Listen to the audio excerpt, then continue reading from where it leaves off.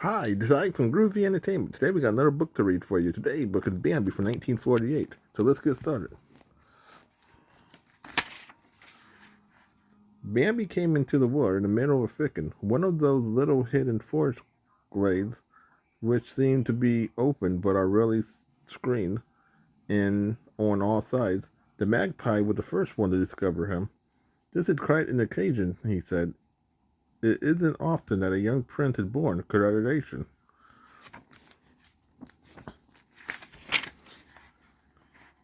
Bambi's mother looked up. Thank you, she said quietly. Then she nudged her sleeping baby quite gently with her nose. Wake up, she whispered. Wake up. The frown lifted head and looked around. He looked frightened and edged closer to his mother, closer to his mother's body. She licked him relentlessly and nudged him again. He pushed up on his thin hind legs, trying to stand. His forelegs kept crumbling, but at last they bared his weight, and he stood beside his mother. What are you going to name the young prince? Added the baby rabbit. I'll call him Bambi, the mother answered.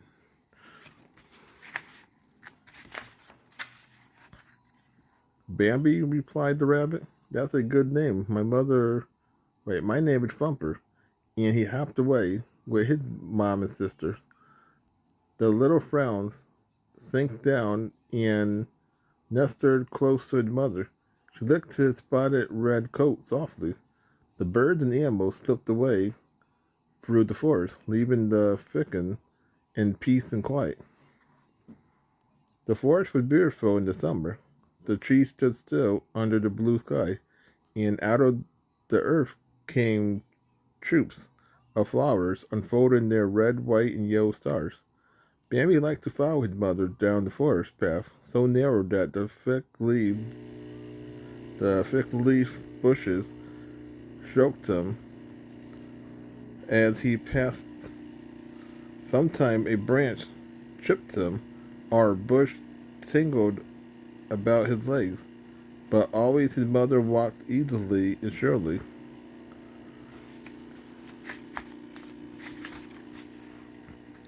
Those there was friends all along these forest paths. The possum, hanging by their long tails from the branches of a tree, said, "Hello, Prince Bambi." As Bambi and his mother reached a little clearing in the forest, they met Thumper and his family. Come on, Bambi, said Thumper, let's play. And Bambi began to run on his stiff legs. Then he saw a family of birds on a low branch. He stared at them. Those are birds, Bambi, Thumper said. Birds, said Bambi, slowly. It was his first word when he saw a butterfly floating across the path. He cried, bird, bird again. No, Bambi, said Thumper. That's not a bird. It's a butterfly. Then Bambi saw a clump of yellow flowers, and he bounded toward them. Butterfly, cried. No, Bambi, said Thumper. Flower. Suddenly he drew back. Out from the bed of flowers came a small black head with two gleaming eyes. Flower, said Bambi. That's not a flower, Thumper giggled. Skunk. Flower, said Bambi again. The young prince can call me a flower if he wants to, said the skunk. I don't mind. In fact, I like it. Bambi had made another friend. One morning, Bambi and his mother walked down a path where the frown had never been. A few steps more, and they would be in a meadow. Wait here until I call you, she said. The meadow is not always safe. She listened in all directions and called, Come. Bambi bounded out. Joy seized him, and he leaped into the air 3, 4, 5 times. Catch me, his mother cried, and she bounded forward. Bambi started after her. He felt as if he was flying without any effect. And he sat for breath. He saw standing beside him a small frown. Hello, she said, moving near to him.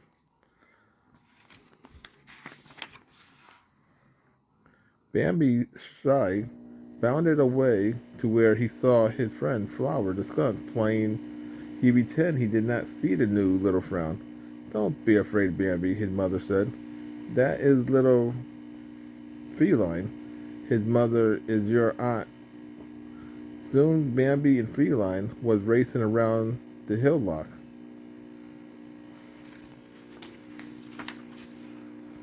Suddenly there was a sound of hoofbeats and figures coming busting out of the woods.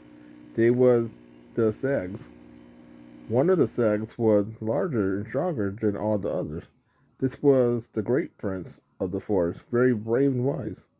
The great Sag uttered one dreadful word, man. Instantly, birds and animals rushed toward the forest as Bambi and his mother disappeared into the trees.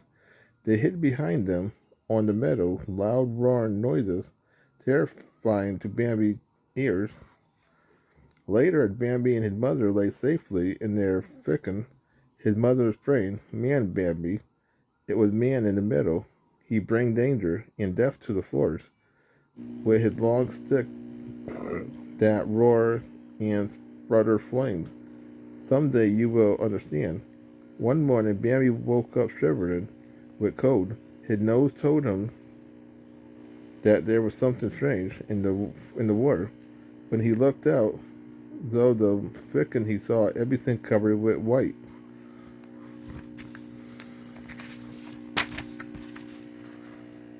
It's snow, Bambi, his mother said. Go ahead and walk on it. Consciously, Bambi stepped out on the surface of the snow and saw his feet sink down in it. The air was calm, and the sun on the white snow sparkled. Bambi was delighted. As he walked, stepping high and carefully, a breeze shifts a branch above him, ever so slightly, just enough to tip a heavy load of snow on Bambi's head. He jumped high in the air, startled and frightened, then ran on, licking the snow from his nose. It tastes good, clean and cool.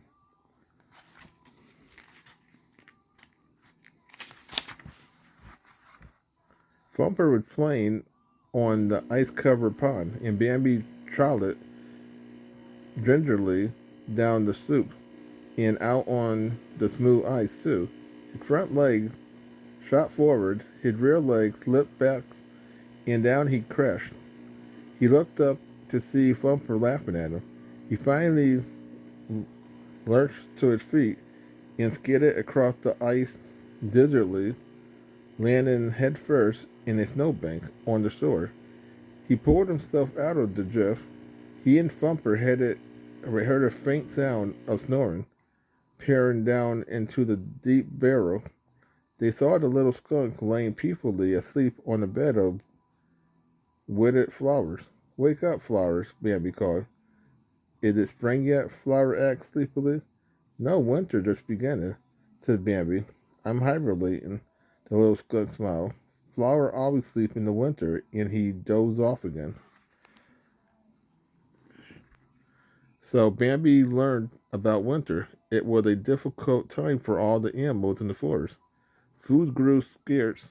Sometimes Bambi and his mother had to strip bark from the tree and eat it. At last, when it seemed they could find no more to eat, there was a change in the air. Thin sunshine filtered through the bare branches, and the air was a little warmer. That day, too, Bambi's mother dug under the soft snow and found a few blades of pale green grass. Bambi and his mother were nibbling at the grass, where they suddenly smelt man. As they lifted their head, they came deafening roar like thunder. Quick, Bambi, his mother said. Run for the thicket. Don't stop no matter what happened. Bambi darted away and heard his mother's footsteps behind him. Then came another roar from man's gun. Bambi dashed away amongst the trees at terrified speed. But when he came at last to the thicket, his mother was not in sight. He sniffed the air for her smell, listened for her hoofbeats. There was nothing. Bambi raced out into the forest, calling wildly for his mother. Silently, the old stag appeared beside him. Your mother can't be with you anymore, the stag said. You must learn to walk alone. In silent, Bambi followed the great stag of the tough way off through the snow-filled forest. It was spring. Everything was turning green, and the leaves looked fresh and smiling. Suddenly, Bambi looked up and saw another deer.